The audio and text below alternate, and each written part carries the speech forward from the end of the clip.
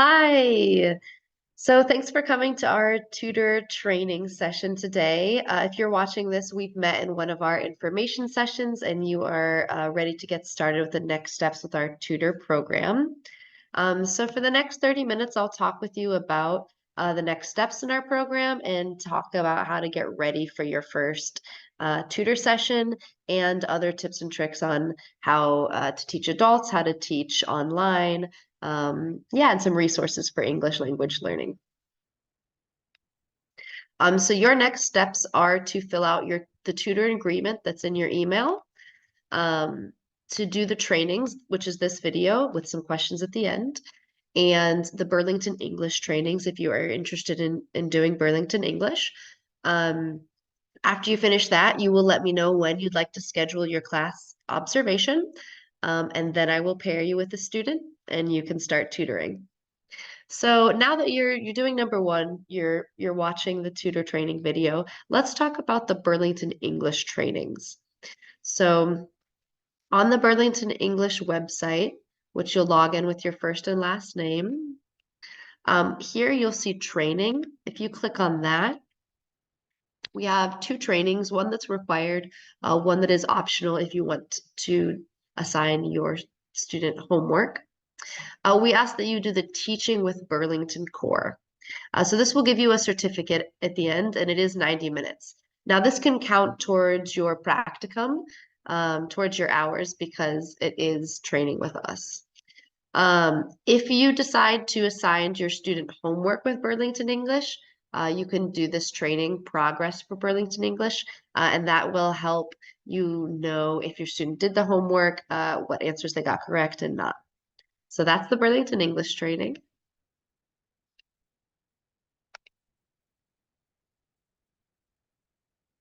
So I want to talk about who are our students at Trellus. There's definitely not one typical student. I like to say that whatever's happening in the world is definitely reflected in our classroom. So right now we have a lot of students from Ukraine, Russia, Kyrgyzstan, countries like surrounding Russia as well. A lot of students from Afghanistan, um, I'm seeing more students from Syria and Iraq currently. So all over, definitely super multicultural, which makes it an amazing place to work and an amazing place to teach. We teach all adults, so anybody over the age of 18. A lot of our students are women. A lot of our students are mothers. A lot of our students are Muslim. A lot of our students have some experience with technology, but not a ton. So not only are people learning English, but people are also sharpening their tech skills or tech literacy.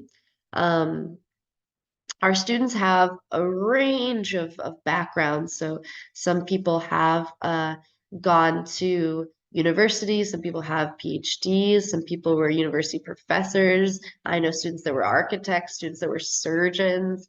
And I know other students who have never gone to school in their life. This is the first time that they're going to school. I know students who are food vendors, students who are tailors. So some students who have never had a job. So very wide variety of backgrounds and experience. But all of the students are really dedicated. All the students are really excited to be here. I think that's one of the coolest differences between like K through 12 and adult education is that in adult education, no one's forcing anybody to be in school. It's all because people really want to be. So you get to meet that student with like excitement and dedication. And there's no like classroom management in the way of like making people do homework. It's people are here because they want to be here. And so the learning really gets to take off. It's really exciting in that way. So teaching adults is definitely different than teaching children or working in K through 12. Adults learn best when they feel respected and when they feel that they can use the information immediately in their lives. Because all of our students are living in Illinois, living in a world where everyone is speaking English around them, they want to be able to use the language immediately in their life. So when planning your lesson, maybe there might be like, oh, I don't know, like a cool website that talks about like colors and like vegetable vocabulary. And that might be great, but I think people are more interested in they're going to learn colors and they're going to learn, let's say, vegetable vocabulary, how they can talk about that rather than just like memorizing vocabulary. How can they use those words in a conversation at the grocery store tomorrow? So just really like real life implementation as soon as possible. Um, yeah, and then it's relevant to their lives, right? So it's like reading a story about a fairy tale might be fun, but it might have a lot of vocabulary that like you're never gonna learn, and it might help them, with grammar and some reading. Um, but I would say an article about someone figuring out like a bus schedule or uh yeah, something a little bit more relevant to their lives, an article about something that happened in Chicago this week, something like that. Um, so the training steps that we talked about, Burlington English, counts towards your hours. I showed you the 30-minute teaching with Burlington Core. Um, you can use Burlington English tutoring sessions and to assign extra work to your students. There are the options to do both. Um, if you're tutoring a PM student, a student that is in our evening classes, they are already using Burlington English. So you can talk with their teacher about what they haven't covered, what they're not going to cover, so you can make sure you're not covering the same things. Um, there's also um, a few interesting sections on here that I wanted to point out. So under courses, you can choose your level, right? And then we have in-class lessons and student lessons. So our PM teachers, they use the in-class lessons. So I would recommend using the student lessons because they cover less of this and they might have been assigned something in here for homework as well. So I recommend covering the student lessons with your student. That way you're not doing something that they've already done before.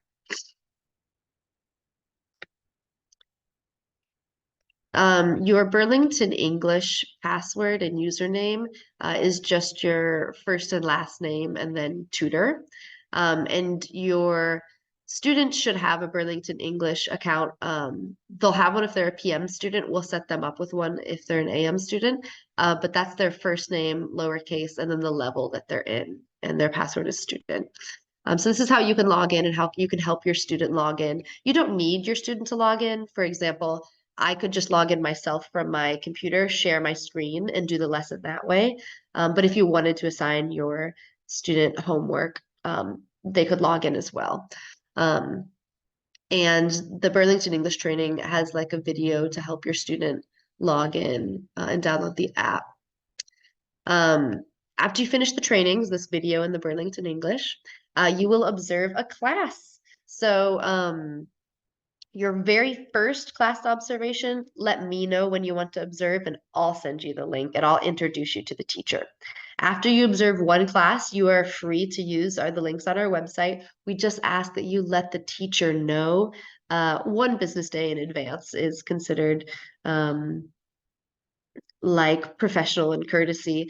If you let them know enough in the morning, it's okay, but we prefer one day ahead of time. But you can find all the links for our classes on our website. You can find them on the individual teachers class page or easier on our tutoring blog. You are able to see the morning class schedule, levels 2, 3, 4, the evening class schedules, levels 1, 2, 3, 4. And then, of course, we have our other classes, citizenship, healthcare, IT courses. So here are the contact information of how you can let that teacher know. Just say, hey, I'm tutor so-and-so, and I'll be observing this class. We also ask that you change your name. You add tutor to your name. So you can do that on Zoom on your box. Like you can say rename, and then you just add tutor in parentheses. That way, when you are coming into the Zoom session, they're not like, who is this person? I haven't gotten an email from them. I don't know if they're someone's friend or they're a prospective student, and the teacher might not let you in. So please let the teacher know in advance, and please add tutor to your name. So these are our class schedules. You read about this in our information session. You can also see it online. But here's the reminder that all of our night classes are online, and some of our morning classes are in person. So those ones that you would be able to observe are 9 a.m. to 12 p.m. Central Time on Tuesday, Thursday. Okay, so you finished the Burlington English trainings. You finished the YouTube video. You've observed a class. Next, it's time to be matched with a student. So I matched you guys based off of availability. You gave me your availability. The students also give me their availability. I match you. If I can, I'll match you with two students that are in the same class that will tutor with you at the same time. So not two separate times, but together. That way you can, it's a little bit more teaching, a bit more back and forth. It's also safer if one student cancels, the other student still shows up. You can make them talk to each other. It kind of replicates a bit more like a class. And I think it's a bit more lively, and will help you finish your practicum hours sooner, just in case one student has to cancel. So when you are matched, either Rachel or me will send you an email that says, congratulations, thank you for finishing the training process. Here is your student. Here is the student's teacher. This is the class they're in. This is what they're working on. Here's their website. If they are an AM teacher, I'll say, here's their textbook. And then we'll send a group text as well with you and that student. And from there, it's up to you to do the communication. So it's between you and your student to communicate after that. We've introduced you. It's time for you and the student to find a time to meet. So you can use that same group chat, or you can create your own to say, hey, I'm free, because you know that we've matched you based off of your same availability. I'm free in the evenings on Tuesdays and Thursdays. How does that sound? They'll say good or not good. And you can say, how about 6 o'clock? See you then. You'll send them the Zoom link. I recommend that you create the Zoom link like recurring. That way you're not sending them a new Zoom link each time. They have one link, they'll use it all the time. Consistency is key too. So you know, if your schedule allows you to do the same time every week, that's going to be easier for your student to remember.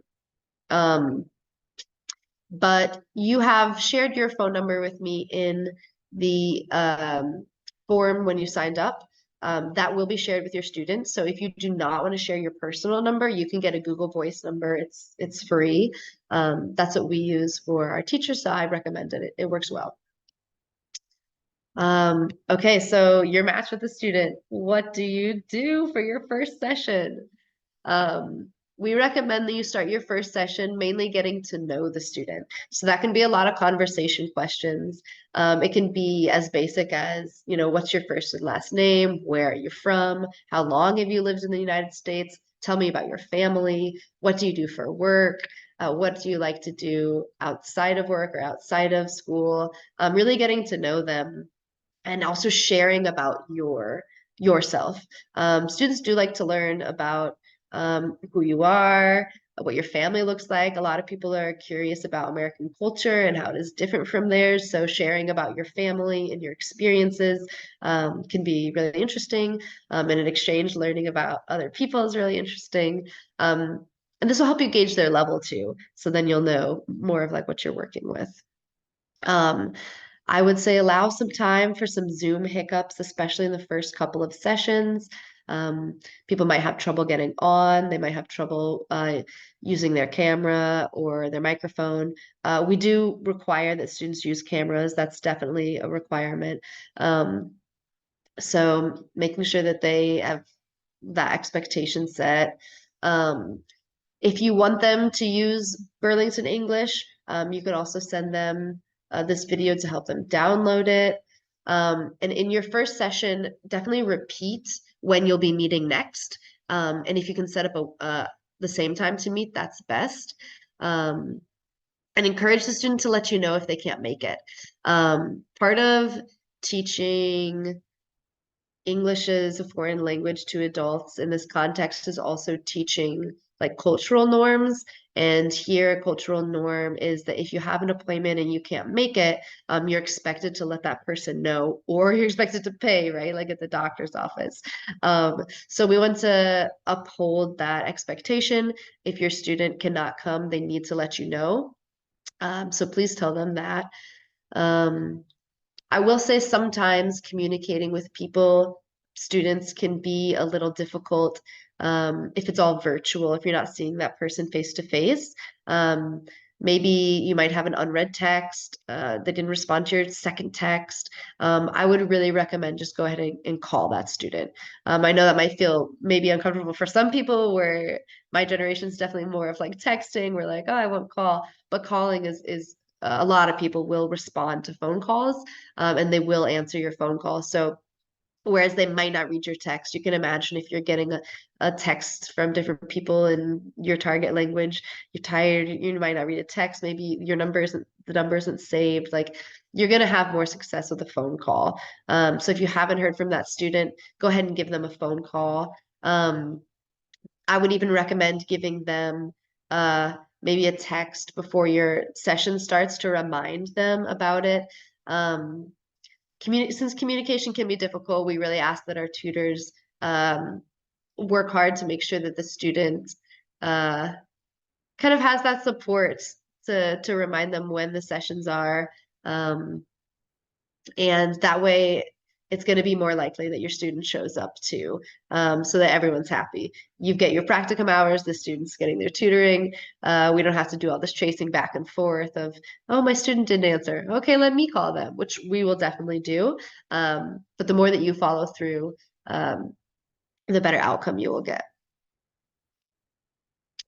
So after your first tutoring session, what do you want to do? So because we don't provide you with a strict curriculum of here, this is what you're doing, you get to make up your own lessons. We provide you with a lot of material, but this is how I might structure a lesson. I might do about 5, 7, 8 minutes of warm-up conversation, asking about their weekend, what they did since the last time I've seen them, asking about their plans for after, maybe asking them about what they covered in class.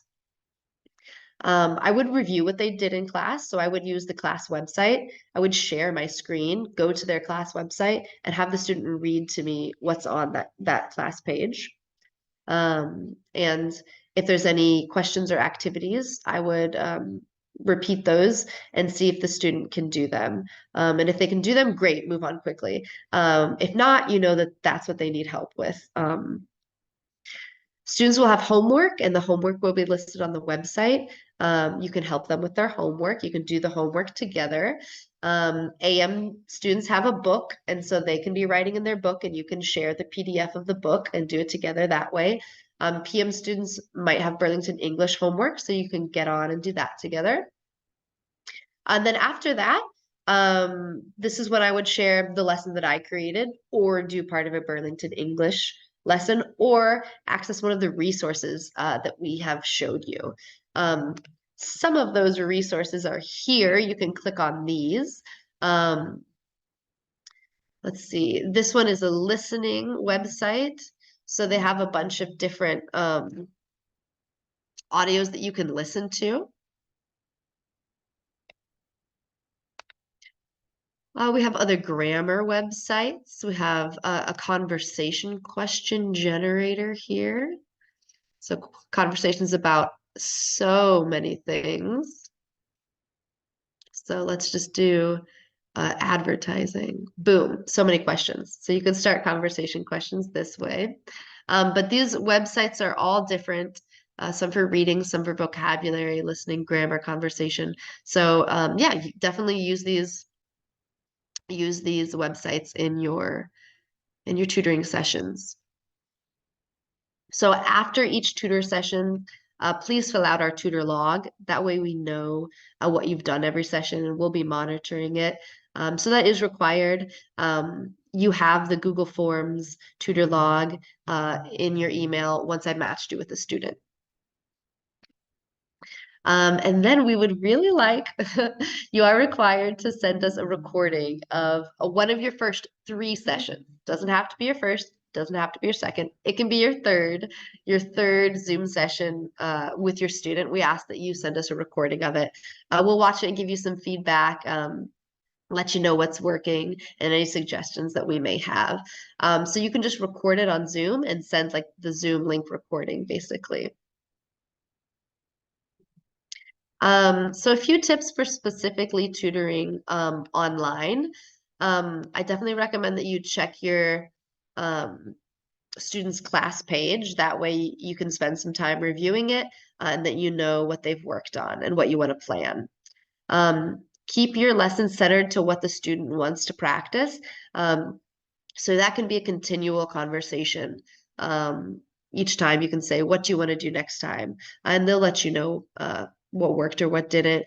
And that way, yeah, it's student centered. So again, it's not like a lesson about like fun ice cream flavors or like fairy tales, which is good. You're going to be learning, but it's not going to be as student centered, maybe. Encourage that the cameras are on. That's a requirement for us.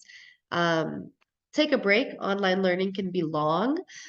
So we recommend, let's say, if you're going to do an hour session, take a 30-minute break. And if you're using the free Zoom, that means you just leave the Zoom and you come back on, and the Zoom meeting never had to end because Zoom only has a 45-minute uh, like a maximum 45 minutes. So if you take a break at 30 minutes, you can use the same link to get back on. If your student is learning on their phone, I recommend that whatever you use, the presentations, if you use Google Slides like me, you can imagine if you're doing this on your phone right now, this part is a lot easier to read, right? This is actually not bad, but the bigger the text, the better. Use your Zoom tools. I love to just pull up something and say, okay, could you please read this for me? And then they're reading. Like, say, thank you. Now, can you please read this? So the Zoom tools are really helpful, especially when sounding out words. Like for my beginner students, I would say like, what sound does this make? Okay, what other sounds could it make? What do these two letters say together? And you can kind of sound things out this way. So you'd be like on line, and you can remind them that it's a long E, and so that this E isn't going to make us, or it's a long I, so that E isn't going to make a sound. These Zoom tools are really nice. They help visualize things in a really good way. Similarly, you're able to zoom in. So if this was the website I was sharing and someone was doing class from their phone, I might simply just zoom in, right? So then they can focus better and they can see um, what you want them to look at. So this is the link to our website. You have this, our password changes. Right now it's AE Winter 2024. Next term it'll be AE Spring 2024. So yeah, you need to get a Zoom account. The basic is free. That's what we recommend. Meeting is 40 minutes. And we want you to send the Zoom meeting link once you've decided on a time to meet. Go ahead and send that link to Rachel and I so that we can save it. So that if your student loses it, we can give it to them. And then we also know what times you're meeting. You will contact your student. If they don't respond, try calling or using Google Translate and texting them in their language. If you want to get a Google Voice number, go ahead and do that. We want you to confirm your availability with your student. Consistency is key. Send reminders. So what's next? We have some articles that are optional if you want to read. It's for Illinois tutor trainings. I'll include them in this email. Complete the Burlington English trainings. Send me the certificates. Do a class observation. You will get placed with a student. Contact your student and determine the tutoring times. Set up a Zoom account. Send the student and the manager your Zoom link. And then you're going to be completing a log after each time. That way we know how much time you've done and what you've covered in each session. Um, so that's it for our tutor training today. For proof that you have watched this video and done the training, I will have you respond to these 5 questions in an email to me. So number 1, how do you plan on starting your first tutoring session? Number 2, what is one difference between teaching adults and children? Number 3, what is one resource you plan on using during your tutoring sessions? Number 4, how can you find the Zoom links for each class? And number 5, how much time do you need in advance to let a teacher know you plan on observing their class? So those are the questions. You can respond to them in an email to me and let me know if you have any questions. And we are super excited to work with you. So thank you so much. Have a great night.